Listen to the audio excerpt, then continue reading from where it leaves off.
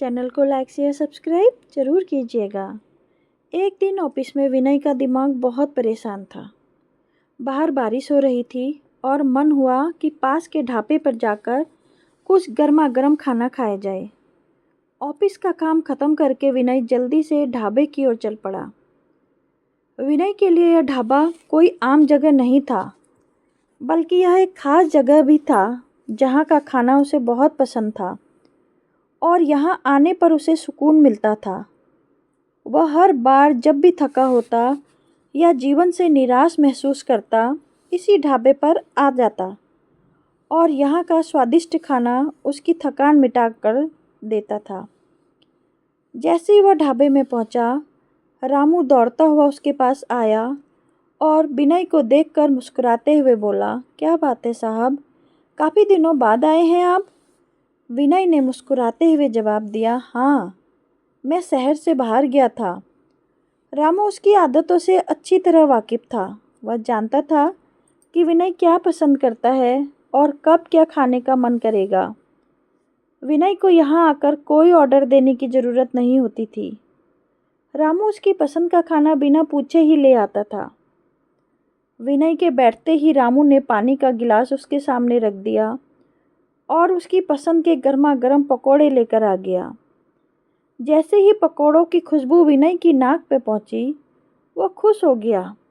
पकौड़े खाते हुए विनय ने मुस्कुराते हुए कहा, अरे रामू, तू सच में बड़ा जादूगर है। इस मौसम में इससे अच्छा और कुछ हो भी नहीं सकता।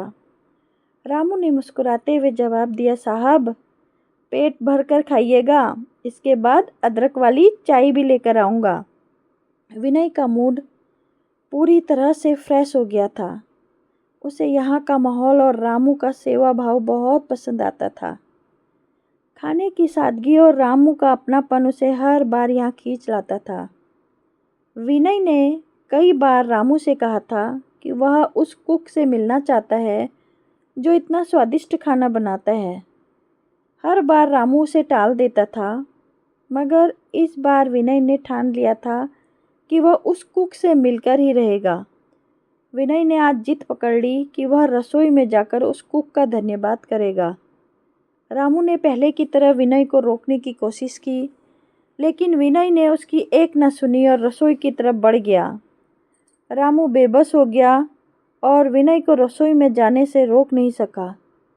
रसोई में दाखिल होते ही विनय का ध्यान एक बूढ़ी औरत पर गया जो चाय बना रही थी।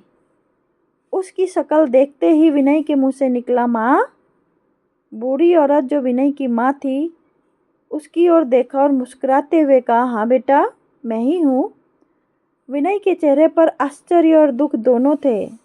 उसे समझ ही नहीं आ रहा था कि उसकी माँ, जिसे उसने वृद्ध आश्रम में छोड़ दिया था, यहाँ ढाबे में क्या कर रही है। विनय ने हकलाते हुए कहा, लेकिन माँ, मैंने तो आपको वृद्धाश्रम में छोड़ दिया था, आप यहाँ क्या कर रही हैं? माँ ने प्यार से उसकी ओर देखा और जवाब दिया, बेटा, वहाँ वृद्ध आश्रम में मुझे तेरा इंतज़ार करने का सुख नहीं था। वहाँ मुझे वो खुशी नहीं मिलती थी जो यहाँ तुझे खाना खिलाकर मिलती है।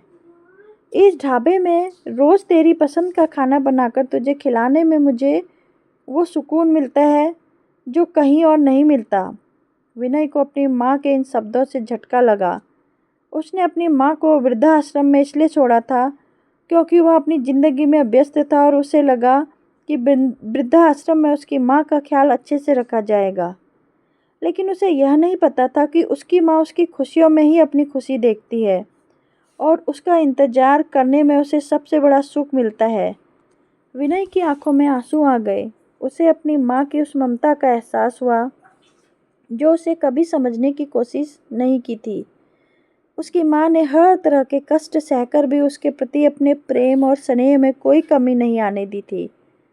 माँ ने विनय से कभी कोई शिकायत नहीं की थी, बल्कि उसे वृद्धाश्रम छोड़ने के बाद भी उसके लिए सब कुछ करती रही, बिना किसी शिकायत के। विनय को अब समझ आ गया था कि रामू को उसकी पसंद के खाने का पता कैसे चलता है और ढाबे में खाना सस्ता क्यों होता है।